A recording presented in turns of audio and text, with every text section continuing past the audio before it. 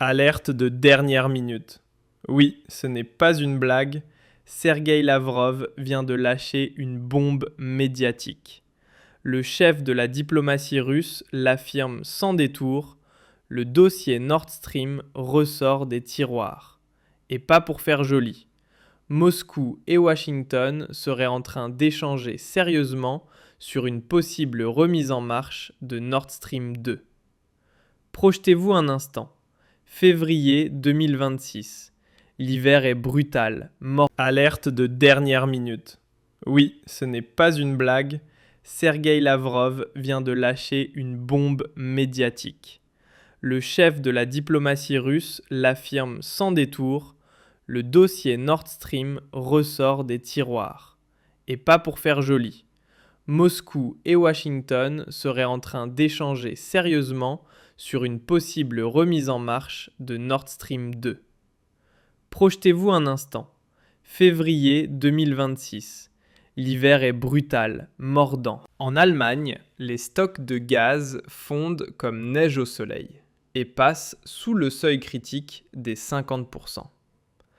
Les radiateurs peinent à chauffer, les foyers frissonnent et les factures explosent. Pendant ce temps, les usines tournent au ralenti, étranglées par des prix de l'énergie devenus absurdes. Et l'Europe, fidèle à elle-même, continue de dépendre du gaz venu d'ailleurs, qu'elle le veuille ou non. Mais voilà que le scénario change. Lors d'un entretien accordé à la chaîne publique russe Channel One, Lavrov a confirmé que des négociations sont bel et bien en cours entre la Russie et les États-Unis pour relancer les flux gaziers via Nord Stream. Ces mots sont clairs. Des discussions existent autour des gazoducs Nord Stream. Et comme un clin d'œil à peine voilé, il a glissé qu'il serait fascinant d'observer si Washington déciderait d'user de son poids politique pour empêcher l'Europe de tourner le dos au gaz russe. Voici Lavrov, figé sur une image de conférence de presse.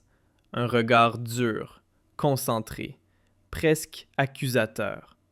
À travers ce regard, il déroule son constat. Selon lui, une partie de l'Europe a tourné le dos à la Russie au fil des années. Et avec le recul, ce choix serait tout sauf judicieux. Il affirme que cette prise de distance n'est pas née d'une réflexion indépendante. Beaucoup de liens auraient été coupés non par conviction profonde, mais sous l'effet de pression politique extérieure. À l'entendre, les décisions ne se construiraient plus réellement dans les capitales européennes. Elles suivraient désormais des lignes dictées ailleurs, au sommet des structures de l'Union. Résultat, l'Europe se priverait peu à peu de sa propre capacité stratégique. Mais la charge la plus dure vise le Parlement européen. Lavrov ne mâche pas ses mots.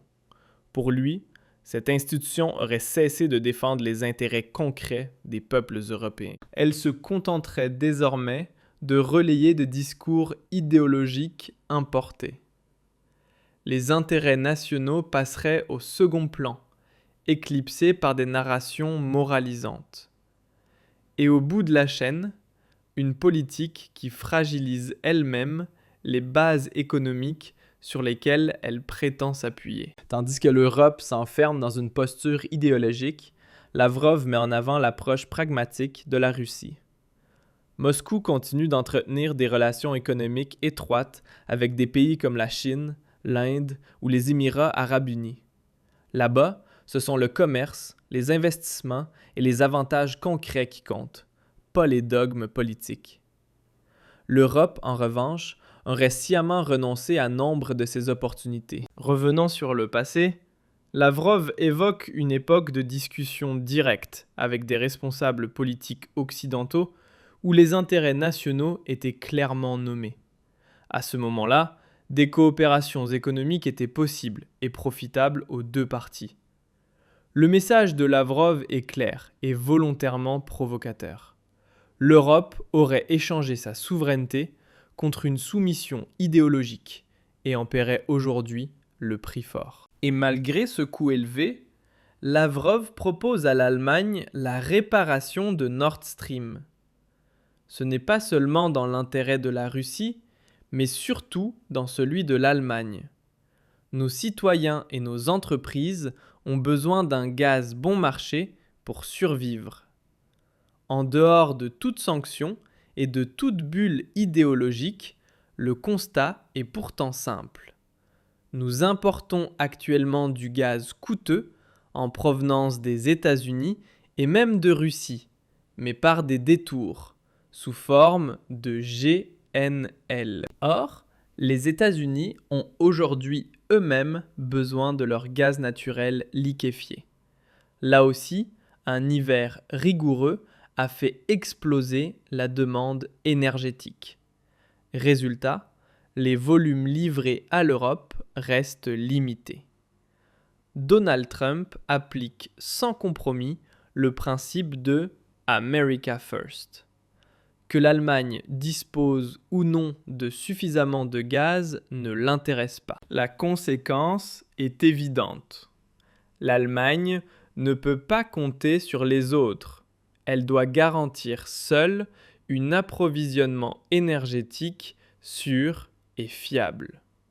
L'an dernier, l'Union européenne a importé 18% de gaz russe en plus, principalement sous forme de GNL. La plus grande partie est allée vers la Hongrie ou la Slovaquie. Mais alors, pourquoi ne pas passer directement par les pipelines ? Cela ferait baisser les prix et relancerait notre économie. Soyons honnêtes, l'Allemagne a froid. Nos réserves de gaz sont dangereusement basses. Regardez ce graphique. Les niveaux de stockage en Europe, Allemagne comprise, montrent à quel point la situation est précaire. 50% ou moins, c'est une plaisanterie. Nous ne pouvons pas compter sur le GNL américain. Ces méthaniers qui traversent l'Atlantique sont coûteux et peu fiables. Voici l'image d'un de ces navires de GNL américains. Impressionnant, certes, mais à un prix exorbitant. Nous dépendons du gaz russe, et quiconque n'est pas aveuglé par l'idéologie le sait parfaitement. L'AfD l'a toujours dit. Notre approvisionnement énergétique doit être sûr et abordable, et non dépendant des caprices transatlantiques. Et maintenant, ça devient intéressant. Qui est responsable de ce chaos ? Parlons-en franchement. Parlons de l'Ukraine. L'AfD demande à l'Ukraine de réparer les dégâts qu'elle a causés. Oui, vous avez bien entendu. Selon cette position, l'Ukraine a détruit Nord Stream 2. D'après Alice Weidel, il s'agissait d'un attentat contre l'infrastructure allemande. Regardez ces images sous-marines de l'explosion.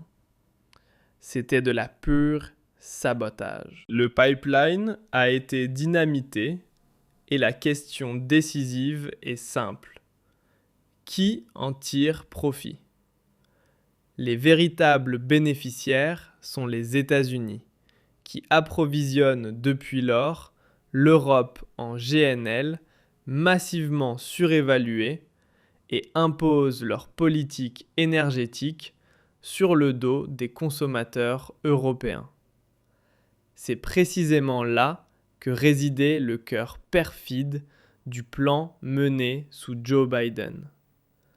Donald Trump n'a pas détruit Nord Stream. Bien au contraire, il accuse ouvertement l'administration Biden d'avoir été impliquée dans le sabotage et qualifie l'attaque de crime d'une portée historique. Lavrov a au moins confirmé ces accusations de manière indirecte, et des rapports existent selon lesquels Biden aurait personnellement donné son feu vert à l'opération. Depuis le renversement du pouvoir en Ukraine en 2014, soutenu par les États-Unis, la situation n'a cessé de s'aggraver. À chaque étape, l'Europe a été entraînée toujours plus profondément dans un conflit géopolitique qui ne sert pas ses intérêts. Lorsque Biden s'est rendu à Kiev, une chose était claire. Nord Stream 2 est devenu une cible.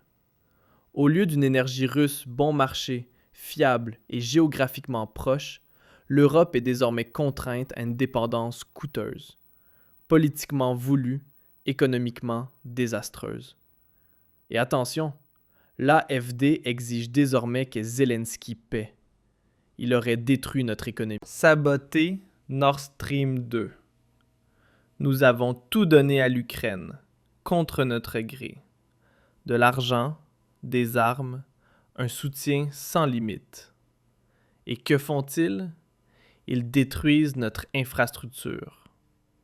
Qu'ils la réparent donc? Mais avec quels moyens? Il n'existe pas de réparation simple, et l'Ukraine n'a pas l'argent nécessaire. L'État ukrainien est de facto en faillite. Les Allemands sont enthousiastes, mais aussi en colère. Il est inconcevable que nous continuions à verser de l'argent tout en laissant notre économie être détruite. C'est un paradoxe. Le ministre russe des Affaires étrangères, Sergueï Lavrov, l'a formulé plus précisément ainsi. Un approvisionnement énergétique normal de l'Europe devrait être rétabli. Et il a raison, car c'est dans l'intérêt de tous. Regardez, l'UE continue d'importer consciencieusement du gaz russe. Même des pays occidentaux comme la Tchéquie, l'Italie ou la France le font sans scrupule. En substance, ils disent « On fait comme si on n'achetait plus de gaz russe, mais en réalité, on le fait discrètement. » L'Allemagne, elle, est aveuglée par l'idéologie au point de mettre hors réseau ses propres centrales nucléaires. Oui, dans le Bade-Wurtemberg, elles ont été arrêtées en 2019 et 2020, alors qu'elles fournissaient 13% de l'électricité. De la folie pure et simple. Revenons à Nord Stream. Nous achetons du GNL américain hors de prix, extrait par fracturation hydraulique. Le fracking, c'est pourtant catastrophique pour l'environnement, non? Greenpeace et consorts ont mené campagne contre cela en Allemagne, avec le soutien de la Russie, soit dit en passant. Et maintenant, nous achetons du gaz de schiste américain et tout va bien. Pendant le transport, 20% se perdent, les émissions de méthane explosent et les navires fonctionnent au fioul lourd. Félicitations pour cette politique verte. Nous ne détruisons pas notre environnement, nous laissons les Américains détruire le leur. Et nous payons en plus. La question cruciale demeure. L'Allemagne se laissera-t-elle contraindre par les États-Unis à reprendre le gaz russe? Si aucun acteur allemand ne participe, nous nous ferons tout simplement avoir. Les États-Unis empochent leur part, la Russie aussi, et c'est nous qui payons la facture. Voilà,